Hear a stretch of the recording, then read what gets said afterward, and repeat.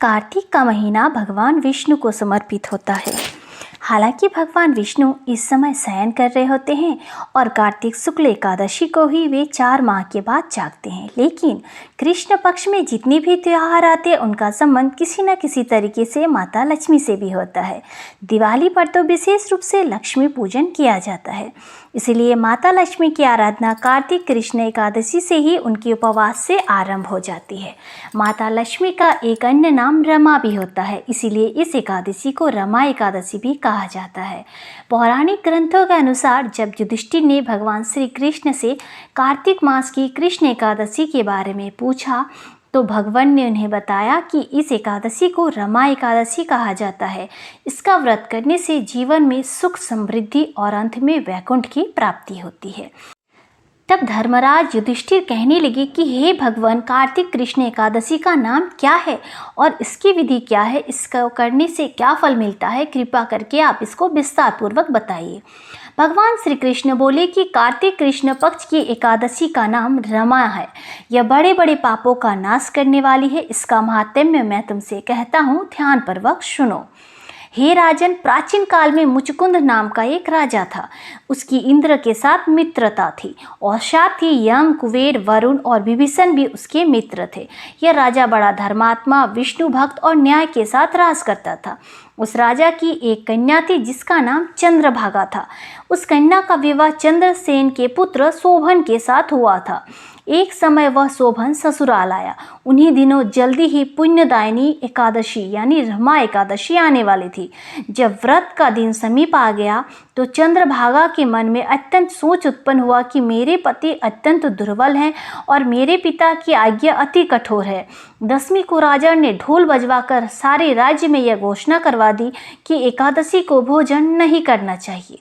ढोल की घोषणा सुनते ही शोभन को अत्यंत चिंता हुई और अपनी पत्नी से कहा कि हे प्रिय, अब क्या करना चाहिए? मैं किसी भी प्रकार का भूख सहन नहीं कर सकूंगा। ऐसा उपाय बतलाओ जिससे मेरे प्राण बच सके, अन्यथा मेरे प्राण अवश्य चले जाएंगे। चंद्रभागा कहने लगी कि हे स्वामी, मेरे पिता के राज में एकादशी के दिन कोई भी भोजन नहीं करता। हाथी, घोड़ा, ऊंट, बिल्ली, गौ आदि भी तृण, अन्न, जल आदि ग्रहण नहीं कर सकते। फिर मनुष्य का तो कहना ही क्या है। यदि आप भोजन करना चाहते हैं तो किसी दूसरे स्थान पर चले जाइए, क्योंकि यदि आप यही रहना चाहते हैं तो आपको व्रत अवश्य करना पड़ेगा। ऐसा सुनकर शोभन कहने लगा कि हे प्रिय, मैं अवश्य व्रत करूंगा, जो भाग्य में होगा वह देखा जाएगा।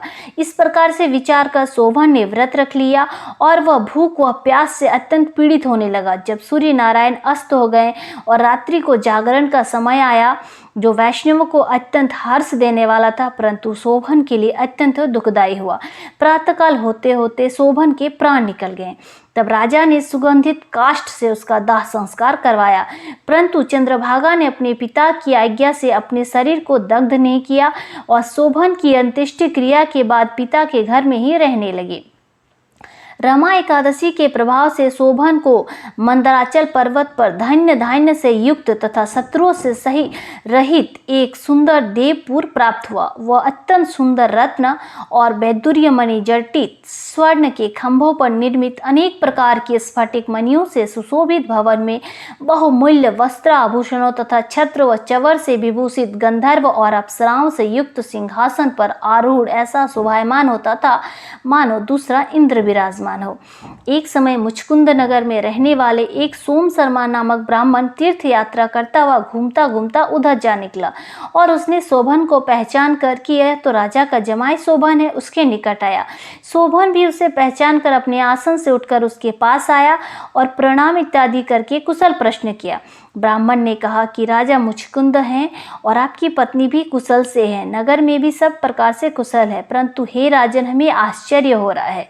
आप अपना वृत्तांत कहिए कि ऐसा सुंदर नगर जो न कभी देखा न सुना आपको कैसे प्राप्त हुआ। तब शोभन बोला कि कार्तिक कृष्ण की रमा एकादशी का व्रत करने से मुझे यह नगर प्राप्त हुआ, परंतु यह अस्थिर है, यह स्थिर हो जाए ऐसा कोई उपाय कीजिए। ब्राह्मण कहने लगा कि हे राजन, यह स्थिर क्यों नहीं है और कैसे स्थिर हो सकता है, आप बताइए। फिर मैं वो उपाय अवश्य करूँगा। मेरी इस बात को आप मिथ्या न समझिए। शोभन ने कहा कि मैंने इस व्रत को श्रद्धा रहित होकर किया है, अतः यह सब कुछ अस्थिर है। यदि आप मुचकुंद की कन्या चंद्रभागा को यह सब वृत्तांत कहे तो यह स्थिर हो सकता है।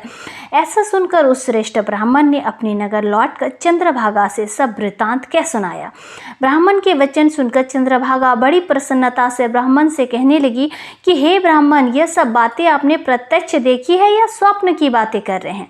ब्राह्मण कहने लगे कि हे पुत्री, मैंने महावन में तुम्हारे पति को प्रत्यक्ष देखा है, साथ ही किसी से विजय न हो ऐसा देवताओं के नगर के समान उनका नगर भी देखा है।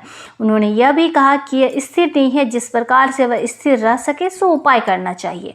चंद्रभागा कहने लगी कि हे विप्र, तुम मुझे वहां ले चलो, मुझे पतिदेव के दर्शन की तीव्र लालसा है। मैं अपने किए हुए पुण्य से उस नगर को स्थिर बना दूंगी। आप ऐसा कोई कार्य कीजिए जिससे उनका हमारा संयोग हो, क्योंकि वियोगी को मिला देना महान पुण्य है। सोम शर्मा की यह बात सुनकर चंद्रभागा को लेकर मंदराचल पर्वत के समीप वामदेव ऋषि के आश्रम पर गया। वामदेव जी ने सारी बात सुनकर वेद मंत्रों के उच्चारण से चंद्रभागा का अभिषेक कर दिया। तब ऋषि के मंत्र के प्रभाव और एकादशी के व्रत से चंद्रभागा का शरीर दिव्य हो गया और वह दिव्य गति को प्राप्त हुई। इसके बाद बड़ी प्रसन्नता के साथ अपने पति के निकट गई। अपनी प्रिय पत्नी को आते देखकर शोभन अति प्रसन्न हुआ और उसे बुलाकर अपनी बाईं तरफ बिठा लिया। चंद्रभागा कहने लगी कि हे प्राणनाथ, आप मेरे पुण्य को ग्रहण कीजिए। अपने पिता के घर जब मैं 8 वर्ष की थी तब से विधि पूर्वक एकादशी के व्रत को श्रद्धा पूर्वक करती आ रही हूँ। इस पुण्य के प्रताप से आपका यह नगर स्थिर हो जाएगा तथा समस्त कर्मों से युक्त होकर प्रलय के अंत तक रहेगा। इस प्रकार चंद्रभागा ने दिव्य आभूषणों और वस्त्रों से सुसज्जित होकर पति के साथ आनंद पूर्वक रहने लगी। हे राजन, यह मैंने रमा एकादशी का महात्म्य कहा है। जो मनुष्य इस व्रत को करते हैं उनके ब्रह्म हत्यादि समस्त पाप नष्ट हो जाते हैं। कृष्ण पक्ष और शुक्ल पक्ष दोनों की एकादशियां समान हैं, इनमें कोई भेदभाव नहीं, दोनों समान फल देती है। जो मनुष्य इस महात्म्य को पढ़ते अथवा सुनते हैं वह समस्त पापों से छूटकर विष्णु लोक को प्राप्त होते हैं। बोलिए श्री विष्णु भगवान की जय, श्री एकादशी मैया की जय।